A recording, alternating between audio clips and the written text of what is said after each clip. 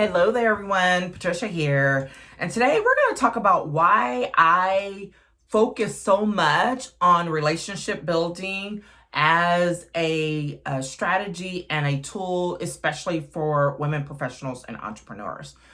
So before we jump in, please make sure to hit that thumbs up and that subscribe so that this can get pushed out to all the folks who might be interested and really generate some interest in this channel. Thank you for being here with me today. Okay, so here's the thing. I have really dug in over the years on the relationship building strategy when it comes to professional growth.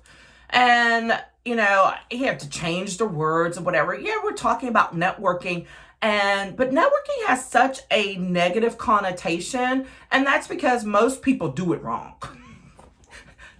When you're just rolling up on somebody acting like they owe you something, and when it looks like they can't provide something that you need, you just go on to the next one. Well, yeah, it's going to have a nasty connotation, and that's the reason why most people don't like it. It's inauthentic, it's slimy, it's right? So totally get that. That is not what I stand for. It has never been what I stand for, and I always make sure that. Which is why I had to start shifting my language to talk about relationship building and utilizing networking skills and relationships to do that in a way that's authentic and purposeful. And that is the key to the difference. Authenticity and purpose with intentionality really matter in building up a network of people who will support you no matter what for years to come. And it is absolutely possible, but it requires work. That's the other reason why people don't like it, because it requires a little work. It's not going to be handed to you on a platter. There's effort that has to be put into it if you want something that you can rely on. It's just like we all have cars, right? So we'll use a car as an analogy. But if you you have the vehicle, you have the means by which to get you back and forth so that you can travel around town, so you can go to work, you can go to the grocery store, you have the means. However, if you do not take good care of that car, it's going to break down on you. And then you're going to be forced, this analogy works, I've never used this, but then you're going to be forced to spend more time and money to get it fixed so that you can still do the very basics. We're not talking about doing something fancy. We're not talking about driving across across country for a trip or whatever. We're talking about the things that you need, right? Going to work, going to the grocery store, picking up kids, attending meetings. You need your car for that. But if you don't take care of it, if you don't get the oil change, if you don't take care of those tires, if you don't do some of those other things, you are not going to have that vehicle. It is not going to be available for you at some point. It's going to break down, and then you're going to be freaking out trying to figure out what you need to do real quick. What do you need to do real quick to make it usable again? Now, here's the thing. Cars break down. Sure they do. But with regular maintenance, they break down less frequently. But if you don't maintain it, it's for sure going to break down. It's just a matter of time. Same thing with your professional network. If you don't take the effort to build it, to nurture the people in it, and to actively engage with folks, when you need it, it will not perform for you. Like what?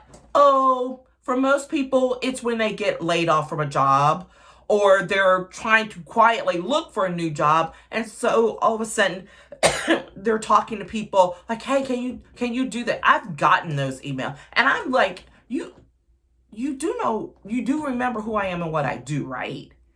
because it's very offensive to me. I find it very offensive for folks who have not maintained connection to suddenly reach out when they need something and then expect me to open up my network that I have spent decades building to give them access to it. Are you kidding me?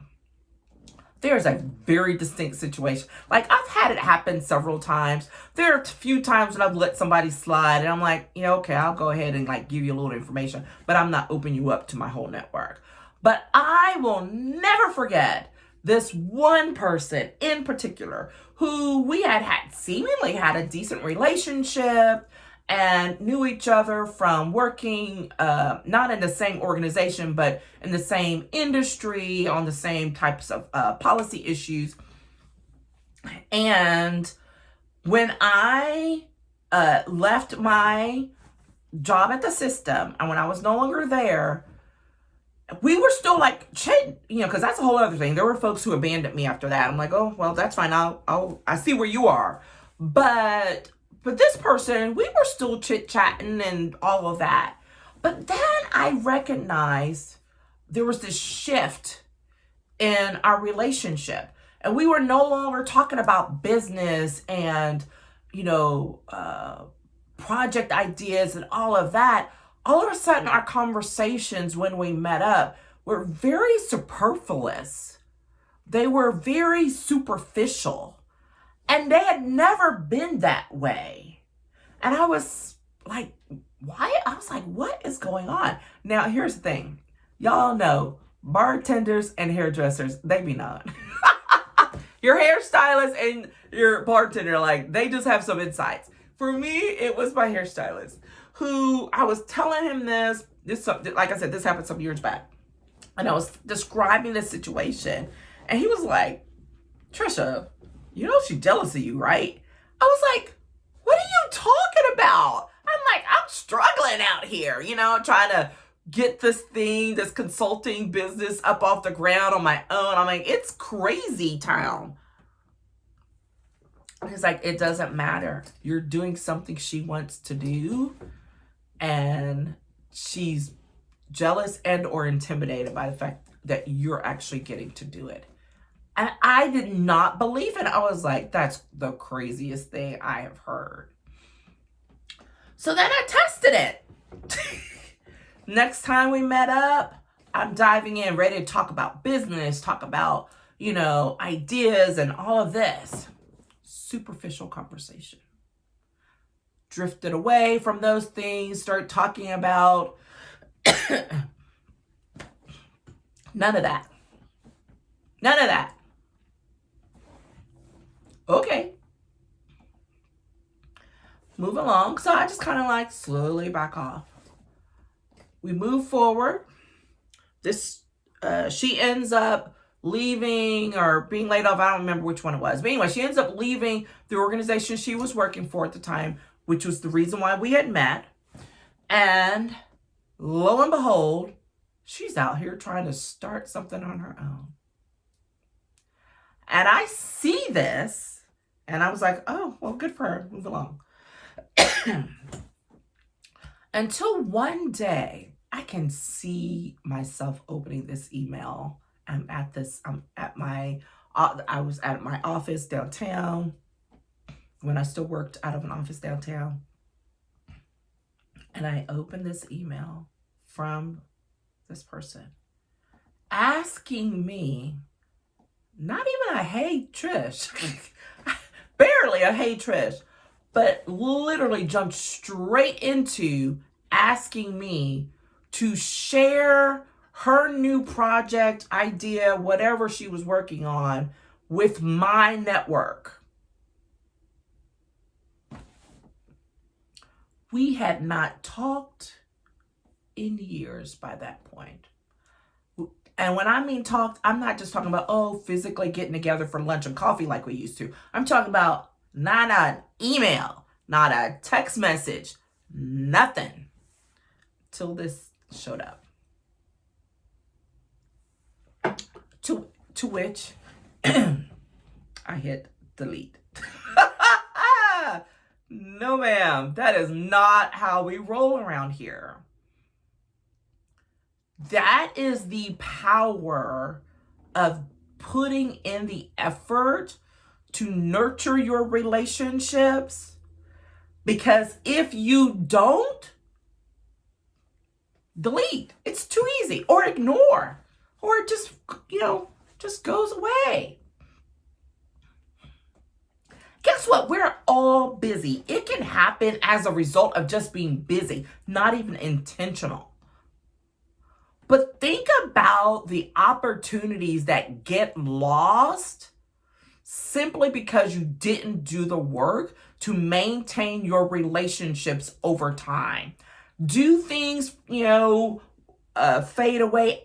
Absolutely. Not every relationship is not meant to last forever. However, that doesn't mean the connection has to disappear. So just because you're not talking to someone every day or 3 times a week like you used to, doesn't mean that there's still not connection. I do not talk to my mentor from 25, 30 years ago every day anymore from the time that I was her intern as an undergrad. No. But all these years later, we still check in on each other. I know when she's checking in on me because most of the time it's through LinkedIn. Right? Or, when we would travel, if she was back here in Texas, because she's left the state, but if she was back here in Texas or coming this way, she would be like, hey, I'm going to be in town. Would love to see you if we can. If not, it's good. But just wanted to let you know. I would head to the DC area. Same difference. I remember one time, like, us really, because it had been a while since we'd seen each other, us like making this arrangement for like 20 minutes in a park, across the street from the hotel, just to be able to see each other. Like, that's what happens when you establish long-term relationships that matter. And I know that I could still do that today. And there are a number of people in my professional network that I could do that with today. I went to a workshop a couple of weeks ago.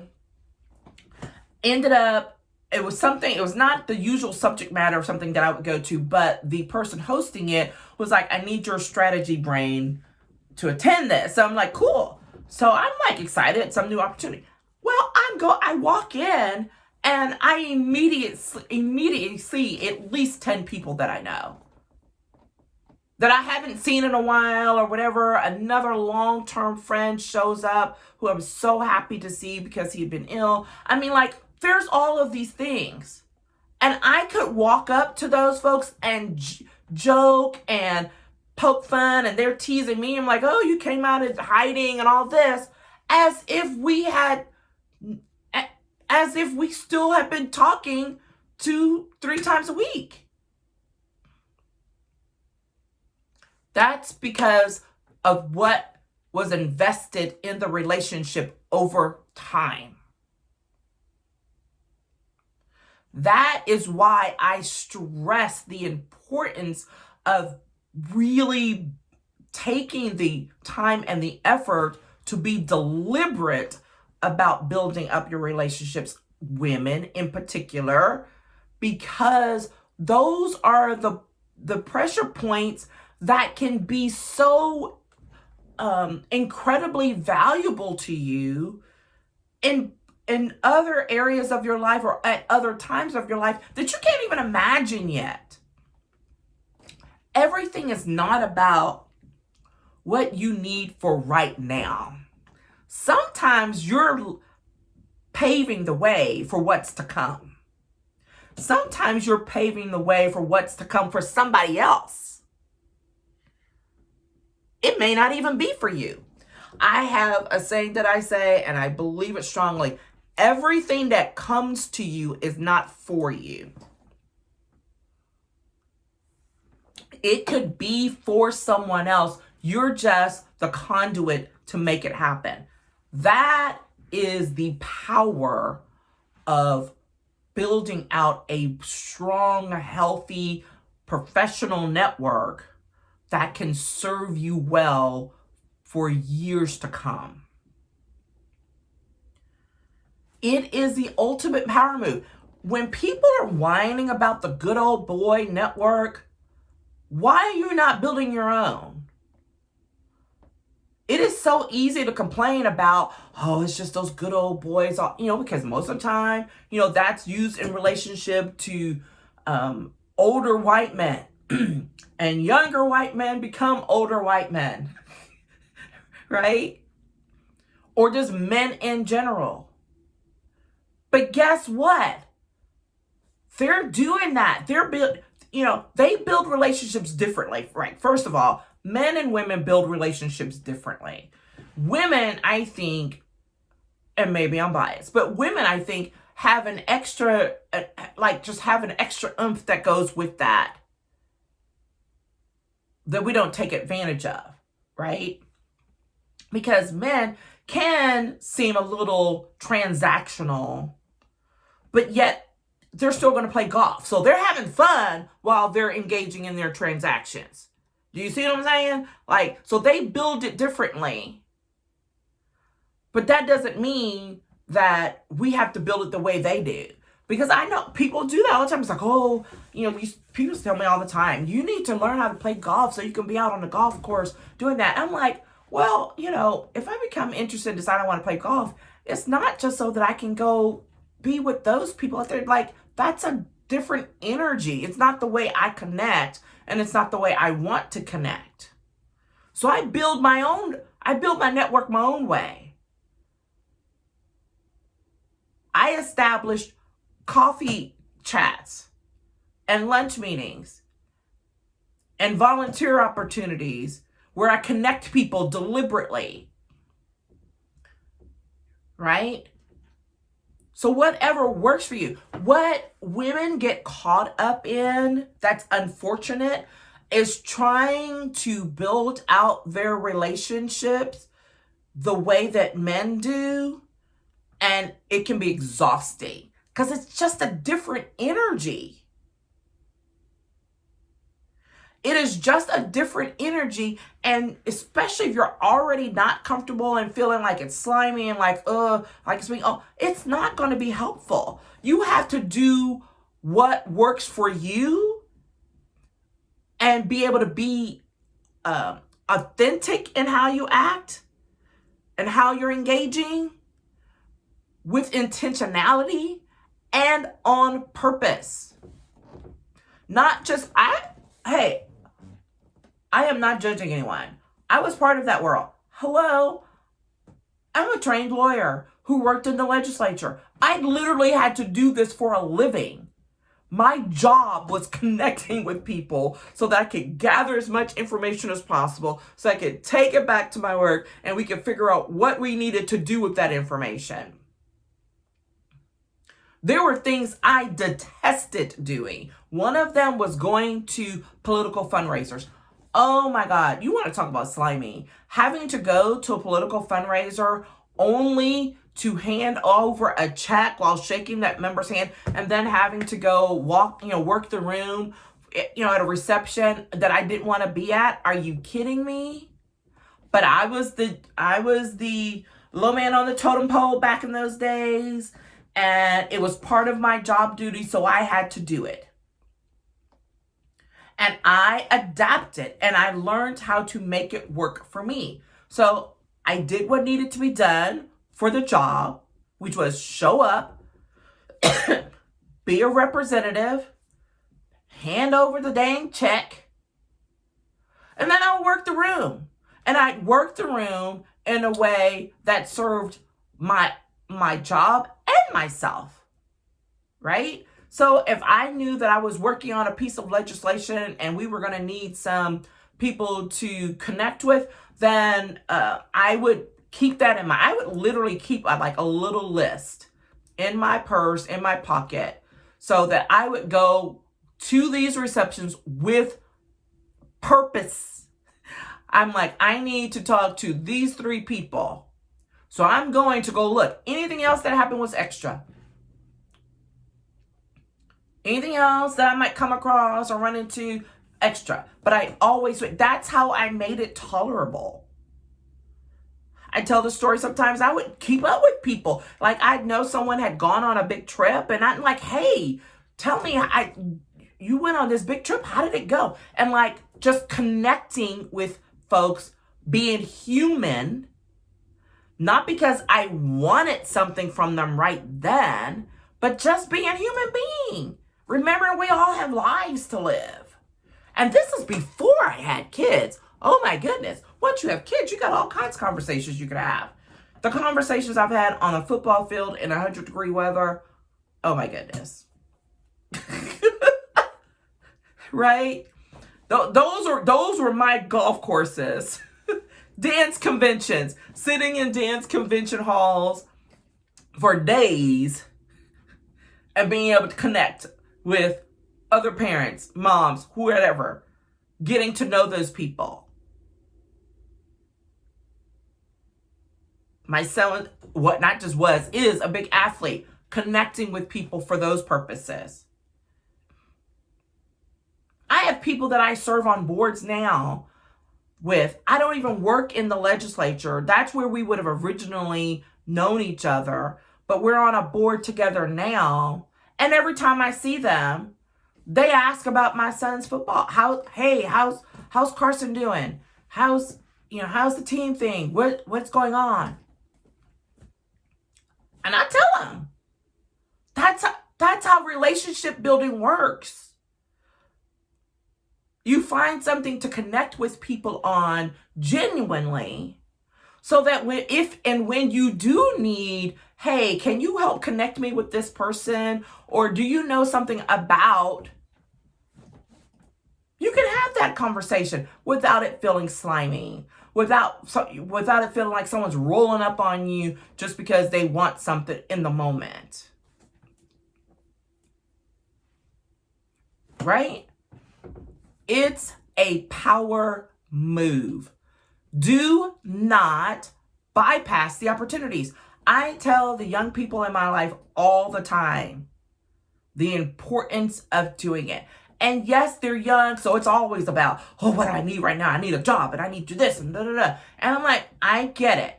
And do not stay in that mode. Learn how to develop this over time. Learn how to check back in with people. Learn how to say thank you to someone who made a call on your behalf. I've had a few close people who I was a little upset about. I'm like, okay, but I helped you get that and you did not check back in and say thanks. Okay, what does that mean for the future? They're not going to be able to ask me for anything. Because sometimes it's just common courtesy to tell someone in your network who helped you get somewhere, who helped you get something, literally just say thank you. It's not even about a tit for tat and like, oh, well, you need to do this for me now. No, sometimes it's just about saying thank you. Showing appreciation. Was it last week or earlier this week? I don't remember. My daughter, reached out and she was like, Mom, I'm doing the networking thing. And I just laughed because she's, I know what that means. She's like, she's remembering the things. She doesn't enjoy it, but the business she's going to be in, like, it's part of life. Like, you got to do it. And then there are other times when she's called me where she had to laugh because she would be advising her friends like, well, you need to do X, Y, and Z. And she was like, oh my God, I channeled you. Here's the thing. It's not just something to do. It is a skill that can be learned, that can be adapted to your abilities and your preferences for how to engage. Now, I'm not saying be comfortable with that, because here, even after all these years, there are sometimes I don't feel like being bothered. I still have moments where I'm like, I do not feel this. And I know, let me get up and go attend this event. Let me go make this call.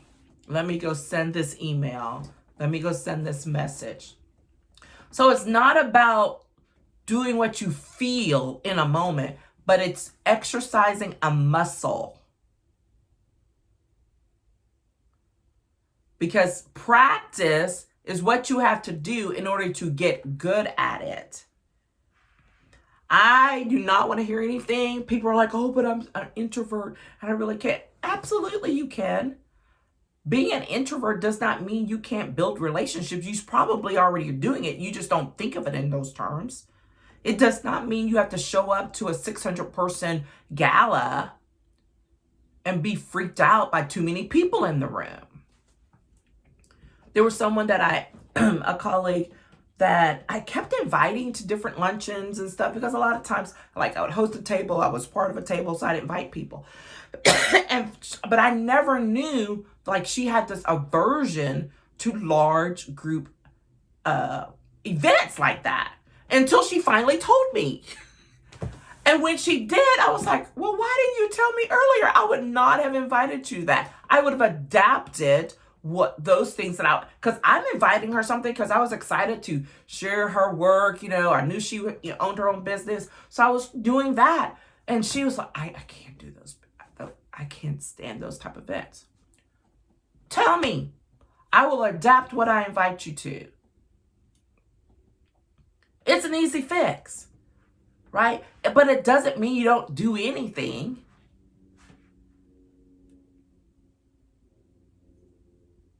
It's adapting how you engage so that you can still build the relationships that you need, not just for today, but for your future. And so this is why I go hard on the whole relationship building, skill set, the practice, the engaging. And I tell people all the time, like, I am not that person that's just out there creating events for people to attend. That would be the easy way out, right? I'm like, there's enough people doing that. I don't need to do that. I have no desire to do that. I host very few events. The few that I have, especially happy hours, like, I detest happy hours, detest them. I've learned how to adapt for when I needed to attend them. And then if I hosted them, mine were very specific and targeted. I'm not looking for 1,000 people to show up and exchanging cards and all that. That's not how I roll. Like, I'm crafting intimate events so that people can actually get to know each other, so they can actually have a conversation that goes below the surface, right?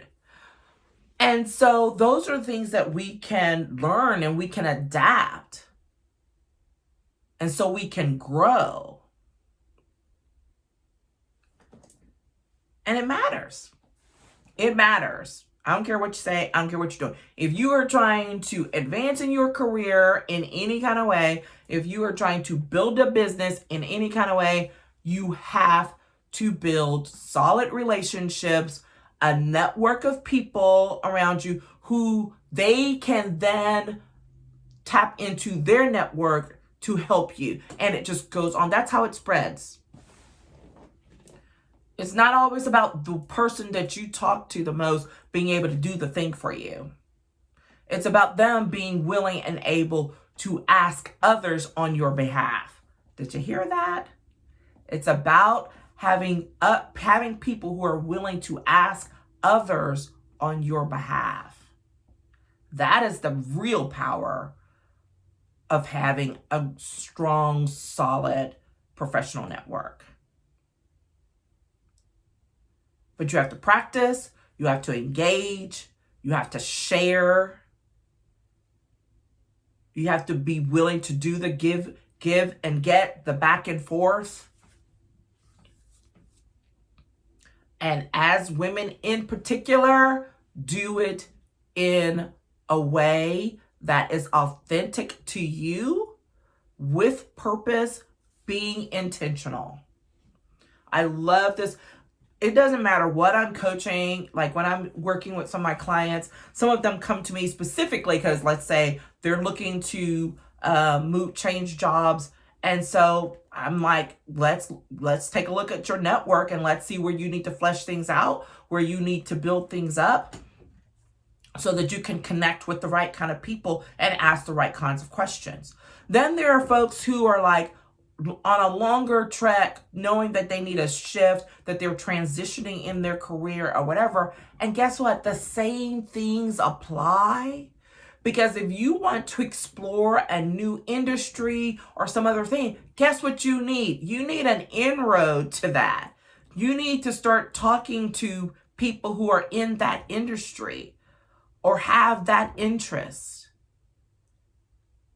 And you never know where that's going to come from until you start opening your eyes, listening. And people, you'd be surprised of when there are connections that you didn't even realize there were. And that's why I say you have to exercise the muscle. It does take work. It doesn't have to be hard, but it does require consistency and maintenance and nurturing. Not just for today, but for the long haul. Okay? I have tons of stuff out there. Like, I don't even know where to start. I would suggest you go check out some of my coffee chats. And maybe some of the playlists that I have, because there's so much content that I've done over the years on networking with confidence, with transitioning, like all the things. So if you ask me a specific question, or if you have a specific question, then hit me up in the comments or DM me, and I will happily try to answer it or direct you to a piece of content that I've probably already done it for. And I will be happy to share that and direct you the right way. I just want to encourage you to utilize the power you have already. We're so busy out there running around trying to get stuff. Like, you have so much power in your self, in your abilities right now, that's just going underutilized or unused at all. Okay? Once again, my name is Patricia. So glad to be here. I have had the pleasure of being able to help women professionals and entrepreneurs to empower their growth so that they can pursue their lives with authenticity, with clarity, and with purpose. And this really matters because so often what's really going on out there is they're caught up in doing the right thing. And that's what I always say for conventional wisdom, but you're doing the right thing for other people, not for yourself. And that's the problem. And so I love working with women in particular to help them understand that they are empowered and they have the abilities and the strategies that they need in order to level up in their own lives and to, achieve success on their terms with a clarity that is just so unbelievable once you get to that point, right? So I love helping them make that journey, engage in that journey. Hit the thumbs up, hit subscribe, push it out, share if you would like, and I will look forward to talking with you again tomorrow. In the meantime, please remember that celebrating yourself is a power move. So go do it today. Take care.